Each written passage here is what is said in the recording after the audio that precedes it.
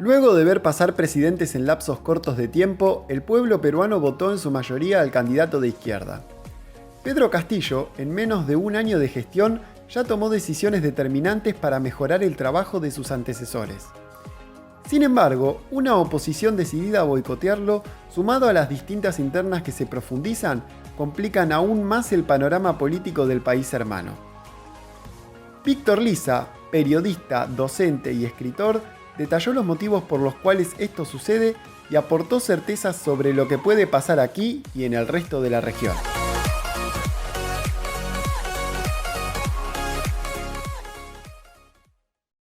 Bueno, un placer saludarte, Víctor, una vez más entrevistándote para charlar un poco sobre lo que es Pedro Castillo, de nuevo, ya no desde el proceso electoral, sino directamente como presidente del pueblo hermano de Perú.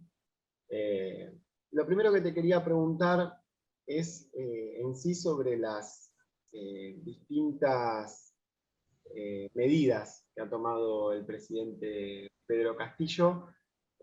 Una de las que más se discutió, sin dudas, fue la de la reforma agraria.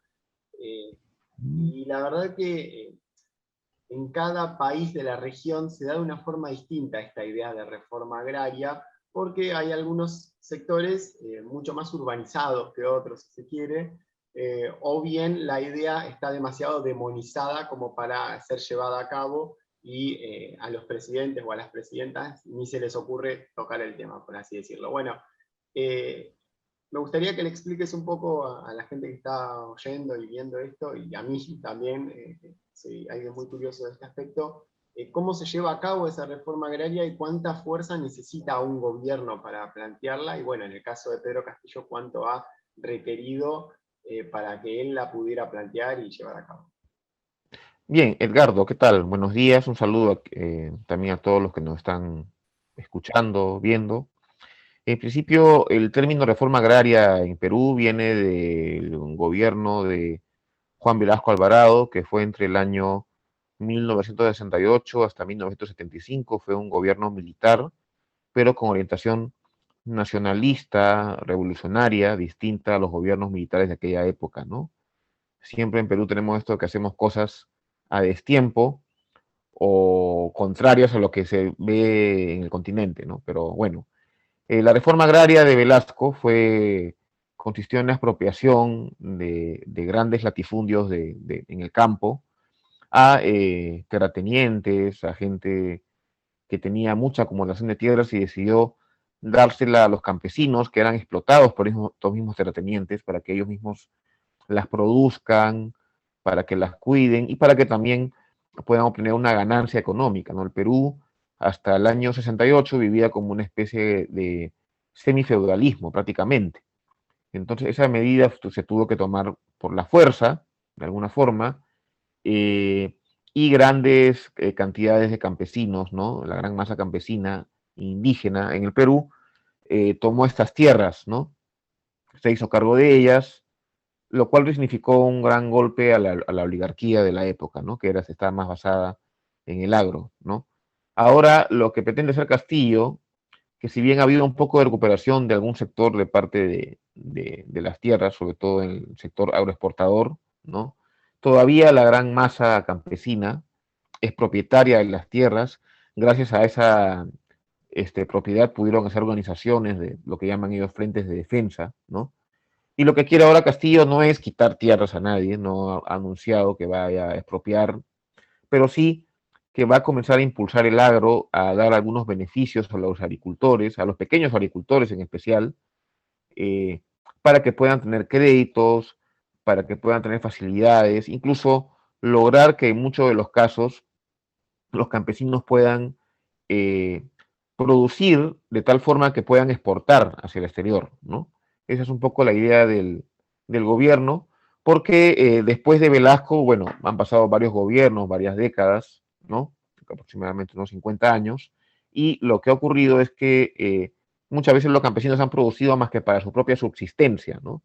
Y muchas veces los grandes compradores, los grandes exportadores, les han pagado precios irrisorios. Entonces lo que quiere un poco el régimen de Castillo con esta segunda reforma agraria, como la han bautizado, es impulsar la agricultura, sobre todo la pequeña agricultura que ha estado relegada, ¿no?, en estos años.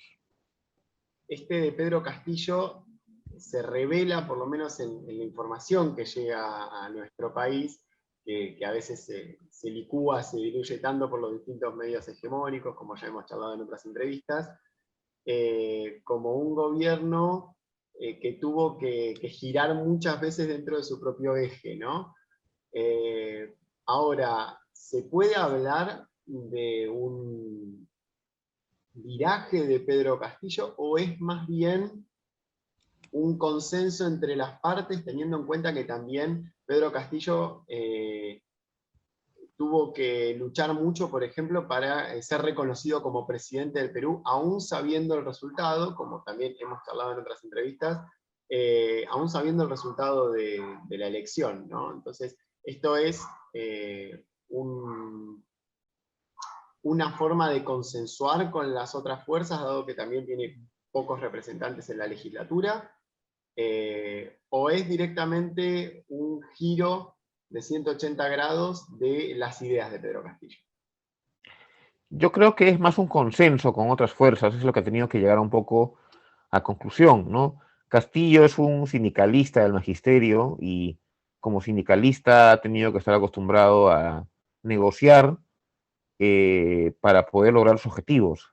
Creo que en esta etapa de gobernante que ahora está afrontando, él está un poco ejerciendo ese rol, ¿no? Con distintas fuerzas políticas, ¿no? Ha tenido que entenderse, ha tenido que hacer unos movimientos, pero creo que no se ha traicionado a sí mismo ni ha traicionado a quienes votaron por él, aunque hay algunas interpretaciones, algunos analistas, perdón, sobre este tema. Entonces, creo que él ha estado jugando un poco a mantenerse en el eje por el cual fue elegido. No es un gobierno de izquierda como se conoce tradicionalmente, porque él mismo no viene de la izquierda, él viene de Perú Posible, ¿no?, de un partido más centrista, que era de Alejandro Toledo, del que se desafilió hace años, y después ha estado más en su rol de dirigente sindical magisterial, ¿no? Ahora está tratando, sí, con el partido que lo llevó al poder, que no es su partido propiamente, el Perú Libre, y con otras fuerzas de izquierda y algunas por ahí acercándose a buscar algunas negociaciones, algunos puntos de entendimiento, pero de ninguna manera de entenderse con la derecha y mucho menos con la ultraderecha en otras cuestiones, ¿no? Hablábamos recién de las fuerzas de presión y evidentemente las fuerzas con las cuales un gobierno como el de Pedro Castillo tiene que acordar. ¿Qué tipo de presión están ejerciendo justamente esas fuerzas y si se volcaron al consenso a la hora de respetar la gestión del presidente o si siguieron o empeoraron la línea que habían llevado a cabo en las últimas elecciones? Hay una derecha que es más mediática, que tiene fuerza en los medios de comunicación, ¿no?, que tiene algunos líderes de opinión, que tiene también en la política, en la economía, como algunos, lo que llamamos acá, opinólogos, alguna gente que se hace pasar por progresista, pero que finalmente juega a la derecha, que ha estado presionando a Castillo en cuanto a, por ejemplo, supuestas denuncias de corrupción, algunos nombramientos controvertidos en algunos puestos, como presionando al gobierno o calificándolo pues de incapaz, digamos, de ignorante y algunas cosas hasta despectivas, ¿no? Quizás por su origen campesino y mestizo, ¿no? No es Castillo alguien que venga de las clases altas, mucho menos de las clases medias, no es alguien que tenga relaciones con grupos de poder, partidos políticos, fuerzas armadas, Iglesia Católica, aunque es católico, ciertamente, pero han estado presionándolo para que vire un poco, ¿no? La idea de ellos es un poco que vire, pero aún así desconocerlo, porque la idea de ellos es seguir manteniendo su cuota de poder y que, digamos, todo lo que ha estado en el Perú en los últimos, o moviéndose en el Perú en los últimos 30 años se mantenga, ¿no? No apuestan por el discurso del fraude, ¿no?, ni por otras leyendas, que ese discurso más bien es de la ultraderecha que ha surgido, que quiere desconocer al presidente Castillo, que ha impulsado procesos de vacancia, que ha estado diciendo que es fraude, y que el gobierno del Perú es una especie de comunismo, castrochavismo, perdón, y todos estos términos medios delirantes, pero que aún con el paso del tiempo no han podido instalar ese recurso en la población y al mismo tiempo en el Congreso no lograron ni siquiera llevar a debate, ¿no?, la cuestión de la vacancia, fracasó rotundamente el tema, por más que obtuvo 46 votos, en el Congreso hay 130 parlamentarios, ¿no? Y tenían que obtenerse unos 52 para poder llevarlo a un debate, ¿no? Y ahí recién ver si se podía vacar al presidente, para lo cual se requerían 87 votos. Entonces, tanto la derecha como la ultraderecha han estado presionando también mediáticamente. La ultraderecha tiene un canal de televisión ahí tipo, que le llamamos aquí el Fox News peruano, Willax, ¿no? Y entonces han estado todo este tiempo tratando de presionar, ¿no? Sin embargo, Castillo, como en la segunda vuelta y como ahora en el gobierno, no ha cedido, ¿no? Ha hecho movimientos, sí, como te comenté en la pregunta anterior, para un poco buscar su propia gobernabilidad, no tener una estabilidad para poder implementar algunas medidas, ¿no?, de su programa de gobierno y al mismo tiempo tratar de implementarlas en la marcha, ¿no? Porque también él no ha asumido el gobierno con un reconocimiento de ciertos sectores. Fue reconocido recién por el jurado a 9 días de la asunción de mando, lo cual no le dio el tiempo, ¿no? Entonces, sobre la marcha, Castillo ha tenido que implementar algunas cosas, muchas cosas, y hacer movimientos con estas presiones que son 100% unánimes de la prensa, incluso de medios que se dicen progresistas, ¿no? ¿No? Entonces, en esa dinámica ha estado la política peruana en estos meses, ¿no? Y ya en el año que se acaba también. Este resultado de la moción de vacancia, que no llegó ni siquiera a generar o a proponer ese debate para considerar la vacancia inexistente, ¿no? Da una señal también a todo el arco político y al pueblo de que en definitiva hay un principio de respeto o una base de respeto a la gestión de Pedro Castillo. Pues yo creo que sí, le da más legitimidad de la que ya tenía, de alguna forma. La misma población, si bien es cierto, puede estar un poco, no aprobar al 100% a Castillo. De hecho, algunas encuestas dicen que Castillo tiene una aprobación muy baja por ahora, que está entre el 25 o 30%.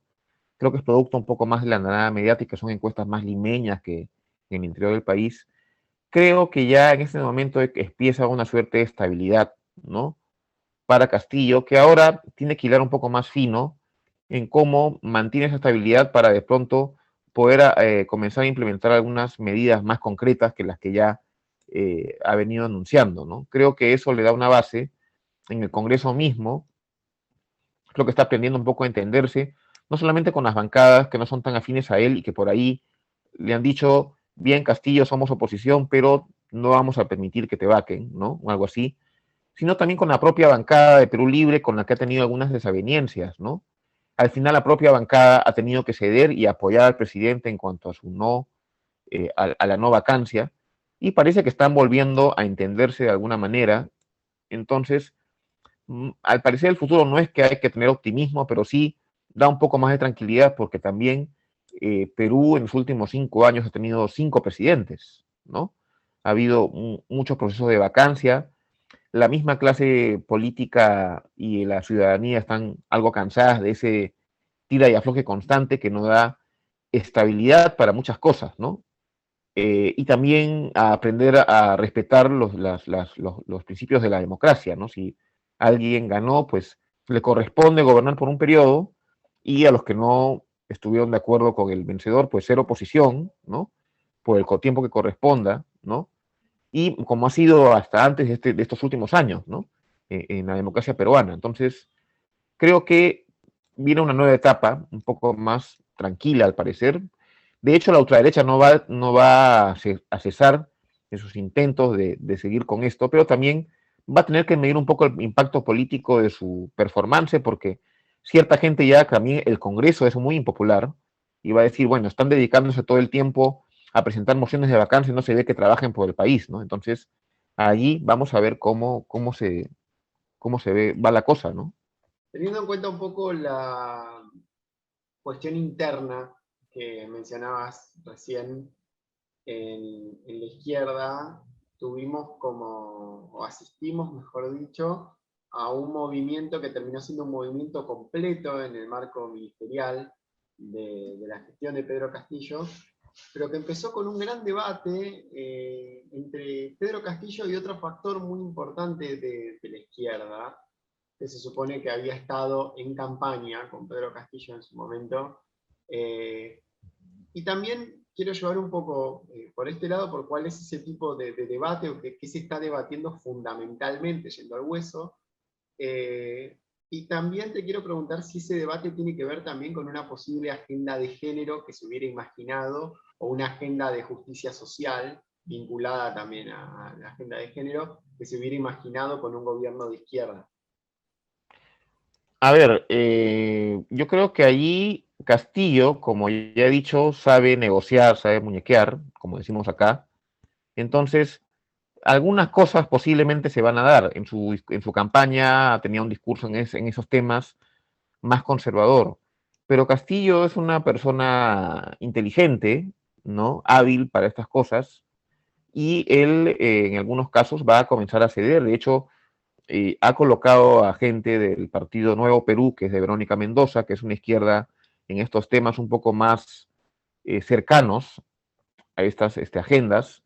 Ha puesto a una ministra de ese partido, Anaí Durán, y que tienen este discurso. Entonces, se ve ahí que Castillo tiene la capacidad de ceder ante estos temas, ¿no? No de repente al 100%, porque él no viene de una izquierda, como decimos acá, más progresista, una izquierda más popular en todo caso, y el Perú en ese sentido es un país más conservador en esos temas, pero creo que con eso está un poco dejando el margen para que esos temas puedan entrar en agenda y pueda incluso darse algunas iniciativas de cambio.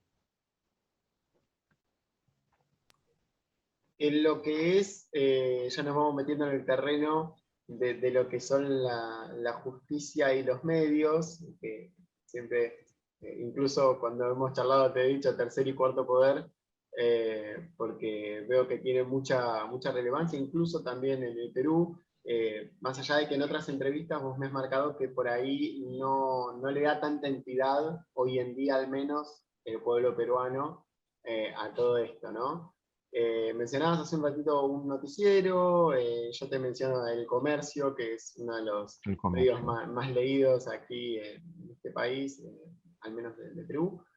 Eh, y te pregunto, hoy, de hecho, una de las últimas noticias que vi del Comercio está vinculada al caso Breñas, ¿no? Que la incluye a Mirta Vázquez en el medio de una situación de lo que se supone que es un hecho de corrupción. Eh, ya se empezó también por el lado del fogoneo judicial en lo que es la figura de Pedro Castillo. Hubieron causas que en definitiva lo comprometieron gravemente al presidente o a sus ministros o ministras. Pues el tema de Breña, que es un lugar donde Castillo ha fijado su residencia en Lima, porque él es de Chota, de una provincia que está en Cajamarca, en el norte andino del Perú. eh, pues ha habido una especie de magnificación de ese tema, ¿no? Porque anteriores presidentes han hecho reuniones en su casa, han despachado en su casa, ¿no? El ejemplo de Pedro Pablo Kuczynski, que él despachaba en su casa de San Isidro con grandes empresarios, con gente ligada a la política más de derechas, y en ese momento ningún medio de comunicación ni ningún político dijo nada, ¿no? Ni siquiera la izquierda advirtió el tema.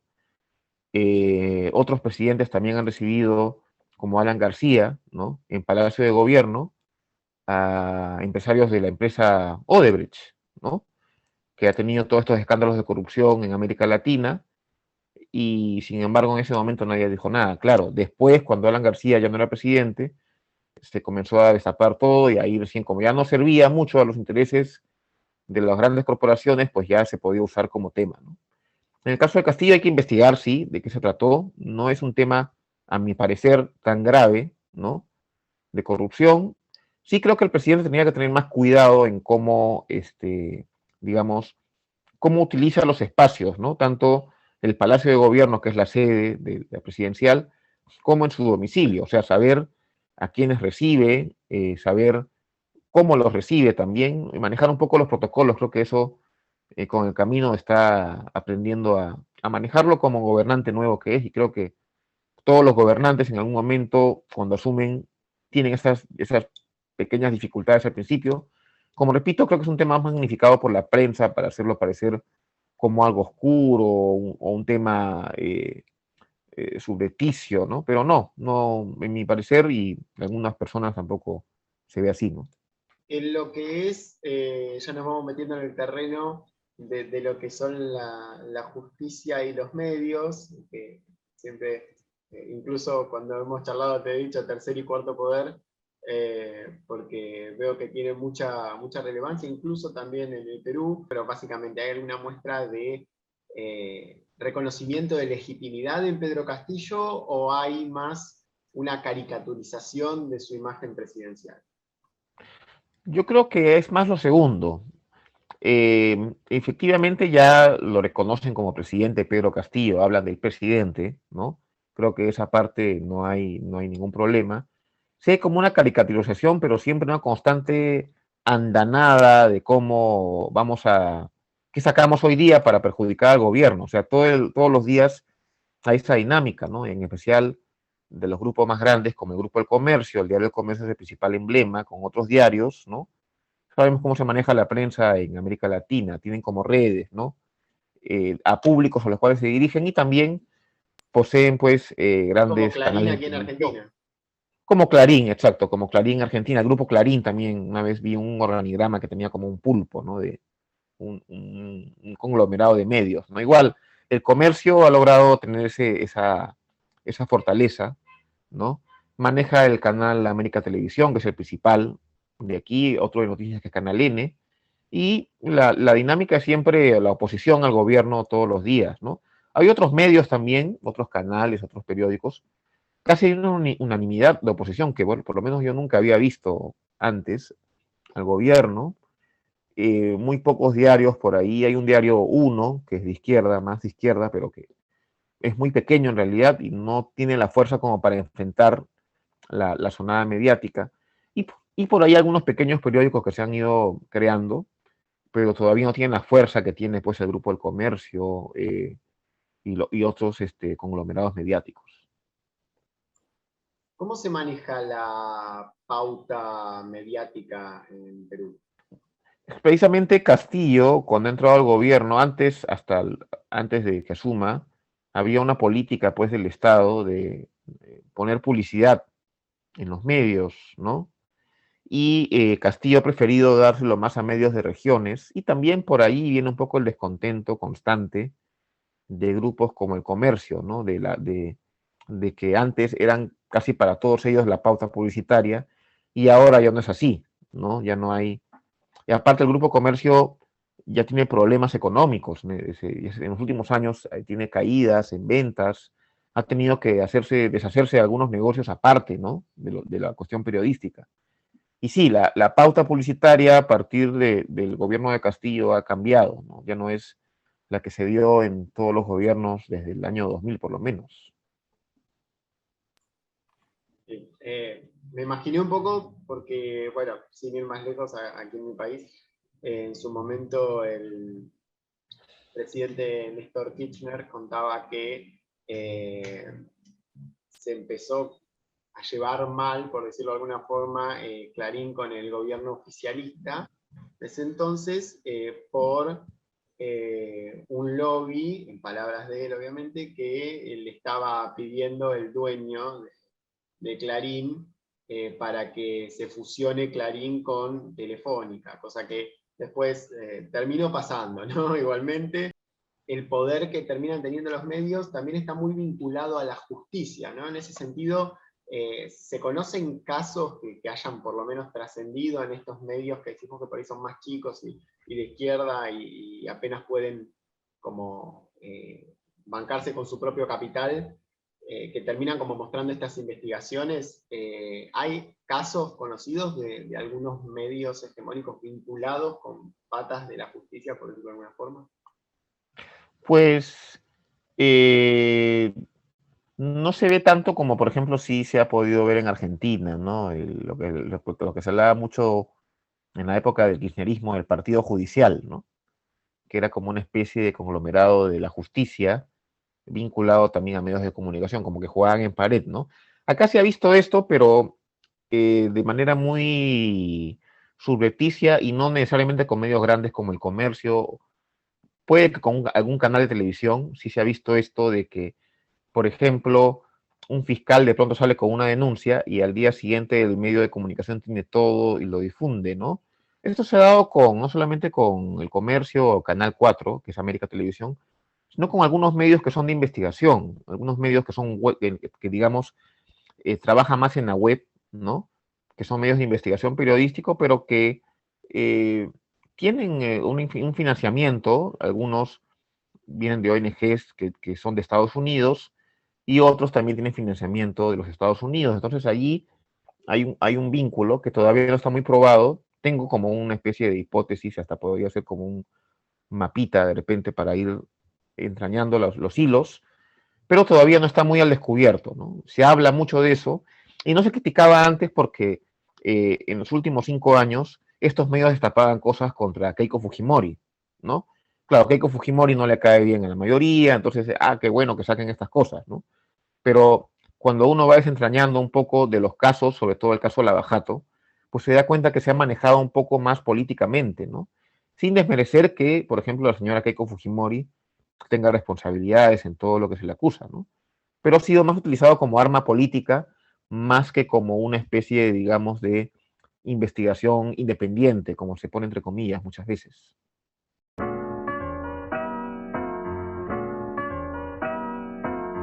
Bueno, voy a empezar con alguien que recientemente ha tenido mucha trascendencia por ser elegida presidenta, sobre todo en el contexto en el que fue elegida. Estamos hablando de Xiomara Castro. Me parece que es una suerte de reivindicación a lo que ocurrió hace 12 años cuando hubo el golpe de Estado blanco, ¿no? Contra su esposo, el expresidente Zelaya, Manuel Zelaya, y ahora creo que es también como un giro o como un en la región hacia la izquierda, obviamente, ¿no? Va a enfrentar un escenario muy difícil y seguramente va a ser también importante la vinculación con México, ¿no? Que es como un bastión también ahorita de la izquierda o el progresismo latinoamericano y vamos a ver cómo se dan los acontecimientos porque además Honduras, este país es un país muy complicado por el tema que se ha descubierto el narcotráfico, la pobreza que está sumido el país 12 años después del golpe. No es que haya sido una maravilla antes, pero es como que las cosas se pusieron peor, ¿no? Entonces, ahora con esta legitimidad que tiene, que ha ganado con mayoría de más del 50%, pues vamos a ver qué ocurre. Alguien que en definitiva está siendo muy apoyado últimamente, pero en su momento generó muchas dudas y generó una sorpresa muy grande por haber ganado su interna, de hecho no se esperaba que eso pase, es Gabriel Boric. Contame un poquito qué opinas de Gabriel. Pues creo que es importante que gane, ¿no? No solamente por el tema de que es en parte de un sector de izquierda, ¿no? De todas maneras, sino por la amenaza que representa el otro candidato, que es Kast, ¿no? Que es, en palabras de Atilio Borón, peor que Pinochet, ¿no? Por ahí leí un artículo de Atilio Borón. Y sí, no es una izquierda, digamos, muy amiga de lo que se llamó la época de los gobiernos democráticos progresistas, ¿no? O lo que llamó Chávez el socialismo del siglo XXI, ¿no? No es muy amigo de eso, pero ya algunos sectores están dando su respaldo en vista de la necesidad, ¿no? Y que de alguna forma en esta nueva etapa de las izquierdas que están llegando al poder puede ser un aliado importante, ¿no? Gabriel Boric. Así que esperemos pues que, he visto las últimas encuestas, está con ventaja, pero no tan amplia como se esperaba, así que veremos qué pasa también. Luis Lacalle Pou. Es poco conocido acá, sé que es el presidente de Uruguay, que es una tendencia más de derecha. No se oye mucha información sobre él, pero parece que está manteniendo algunas cosas de lo que se había hecho en la época del Frente Amplio. No obstante, sí tiene algunas críticas. No hay mucha información, la verdad, sobre él.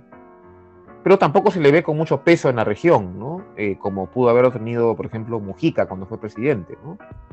O otros presidentes de otros países, de repente por ahí como en la derecha, ¿no? Como, por ejemplo, Piñera en su momento, ¿no? No se le ve con mucha influencia, la verdad. Nicolás Maduro. Aquí en Perú, y creo que en buena parte de América Latina, está mal visto,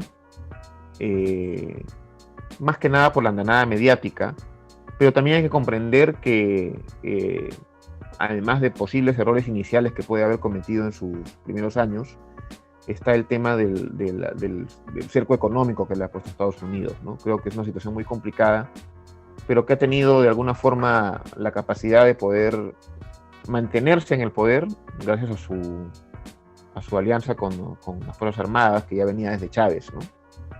Es un personaje de todas formas que no tiene el carisma de Chávez, que no tiene de repente el liderazgo de Chávez como lo tuvo, ¿no? A nivel latinoamericano, pero que se ha mantenido, ¿no? Cuando muchos pensaban que podía caer, al final, también un poco por torpeza de la oposición venezolana, que no ha sabido aprovechar algunos momentos, allí está. Y por ahora, en el caso peruano, el presidente ha decidido restablecer las relaciones con Venezuela, más que por cuestión ideológica, que puede ser algo subrepticio, por una cuestión de que es el quien tiene el poder, ¿no? Entonces, reconocer eso es importante en este momento, y que también se ha manifestado que se van a apoyar las negociaciones entre el gobierno y la oposición, ¿no? Que haya un diálogo que permita una salida. Distintos discursos que se terminaron dando entre Pepe Mujica, Luis Ignacio Lula da Silva, la vicepresidenta Cristina Fernández de Kirchner y el presidente Alberto Fernández. ¿Pudiste ver algo? ¿Tenés alguna opinión formada al respecto? Sí, estuve siguiendo la visita de Lula a Argentina en algunos medios argentinos y también brasileños que acostumbro leer. Se dio cuenta de la noticia. Y creo que ha sido un espaldarazo importante, tanto de la presencia de Lula, del mismo Pepe Mujica, como la presencia de Cristina, que son de una época, digamos, como te mencionaba, de la primera ola progresista de América Latina, que se dio en este siglo, el siglo XXI, al gobierno de Alberto Fernández, que veo que intenta hacer algunas cosas, pero también tiene dificultades, no solamente lo que le dejó Macri con la deuda externa, la pandemia, sino también dentro de su interna, digamos, del justicialismo, del peronismo, ¿no? Entonces, hay que entender un poco la dinámica, ¿no? A veces muchos podemos pensar, ¿por qué no hace las cosas que hizo Cristina? Pero es que estamos en otra época, ¿no? También, ¿no? Entonces, creo que no se ha traicionado a sí mismo, pero no es que pueda hacer lo mismo que Cristina hizo o Néstor hizo en sus primeros años. Importante la presencia de Lula. Lula creo que en este momento es el seguro presidente de Brasil. He visto una encuesta donde ha incrementado su porcentaje, y siendo un político ducho con un partido como el de los trabajadores, que tiene 40 años de experiencia, siendo oposición y siendo gobierno, pues creo que la victoria está servida. Tendría que pasar una catástrofe en Brasil para que no gane Lula, y además con la catástrofe que ha dejado Bolsonaro. Y Pepe Mujica, pues, es una persona importante en mi punto de vista más discursivo. Por lo que he leído un poco, creo que Tabaré sentó más bases para medidas progresistas en Uruguay que mismo Pepe Mujica, pero que su discurso de alguna forma es inspirador, ¿no? También tuvo la oportunidad de reunirse con Pedro Castillo por Zoom, me parece que hubo una reunión en la campaña. Entonces es un personaje importante. Creo que la presencia de ellos en esta celebración que hubo en Argentina por el aniversario de la democracia, 38 años, es muy importante en muchos sentidos. Y para cerrar, agradezco una vez más la disposición y el tiempo siempre. Mencionabas recién esto de que Alberto Fernández no va a poder hacer las mismas cosas que Cristina Fernández de Kirchner. Estamos por asistir a un gobierno de Xiomara Castro en Honduras, que probablemente por el contexto y también por la cantidad de años que pasaron no pueda hacer las mismas cosas desde Celaya. Uno quisiera que sí, desde afuera, ¿no? Pero opinión propia, pero quizás no se pueda en este momento. Y también un poco en todo esto, o sea, aparte de que han pasado los años y han pasado también distintas agendas, pasa una pandemia, y está pasando una pandemia que todavía no terminó. Entonces, ¿cómo se hace para irnos de tema, para comunicar que no son las mismas las condiciones que en esos momentos y cuánto les falta comunicar a los gobiernos? Yo creo que hay dos cuestiones, la explicación y la estrategia, ¿no? La explicación tiene que darse. Pasa un poco por plantear cuál es la situación y cuáles son los temas que se tienen que resolver, ¿no?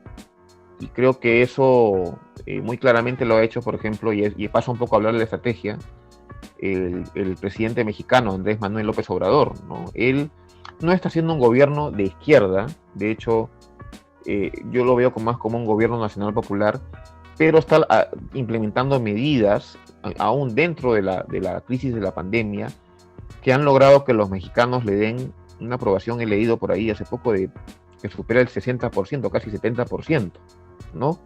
Y que dicen que el próximo año, o que este año tenía que implementarse una revocatoria, ¿no? En México creo que cada 3 años se hace como una evaluación, y eso no es posible. Yo creo que tiene la ventaja de que, además de lo que ha hecho, los gobiernos anteriores del PAN y el legado del PRI fueron muy malos para México, ¿no? Pero la estrategia que tiene AMLO es muy interesante, esto de salir todas las mañanas a hablar, ¿no? Y que le pregunten y que él responda, además que, como decimos acá, es canchero, o sea, tiene un poco de cintura para poder responder algunas cosas. Creo que tiene que apelarse un poco a eso, o a la que decía Cristina con las cadenas nacionales, porque los políticos no solamente deben decir hacemos cosas, ¿no?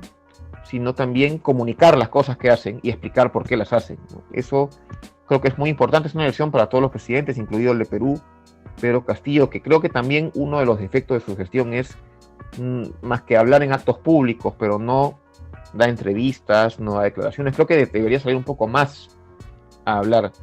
Creo que Alberto lo ha estado haciendo bien, pero también tiene una posición que también es muy potente, ¿no? Observo los sectores más del macrismo, ahora estos sectores que salen con este señor Milei, que son de ultraderecha. Entonces, no es fácil tampoco, pero creo que hay que hacer el esfuerzo de explicar un poco cuáles son las situaciones y también, en algunos casos, qué cosas más se pueden hacer, ¿no? Entonces, se trata un poco de esa combinación de explicación y estrategia mediática. Y creo que un problema que hay que abordar en América Latina es el tema de los medios de comunicación, ¿no? Muchas cosas se han perdido en América Latina, no solamente por defectos o errores de los presidentes, que pueden haberlos tenido, sino porque los medios de comunicación influyen mucho en la opinión pública, ¿no? ¿Cómo es que un señor como Bolsonaro llegó a la presidencia de Brasil? Por causa de los medios de comunicación, la satanización que se hizo de Lula, que al final todas las causas, como llaman ustedes a los procesos judiciales, se han caído, ¿no? No era cierto. Si esa información no se hubiera dado de esa forma, posiblemente Lula estaría siendo presidente en estos momentos, ¿no? Y no teníamos que esperar hasta el próximo año para que consuma un poco lo que ya era una realidad en Brasil. Entonces, hay que evaluar un poco qué se hace con los medios de comunicación en América Latina, y eso tiene que ser una discusión no solamente con comunicadores o periodistas, sino con políticos incluso, que puedan reflexionar cómo se ataja esto, ¿no? Y cómo se fortalecen también los medios públicos en los países latinoamericanos.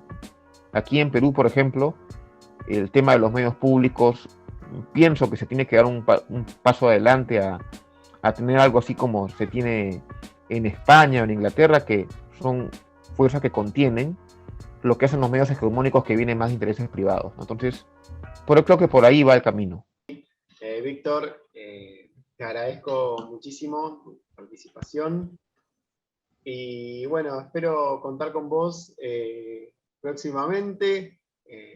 Siempre te iba a marcar un hecho puntual, pero en realidad en América Latina todos los días tenemos algo distinto de lo que hablar, así que seguramente vamos a estar charlando próximamente. Así es, Edgardo, muchas gracias. Estoy atento a otra ocasión para conversar.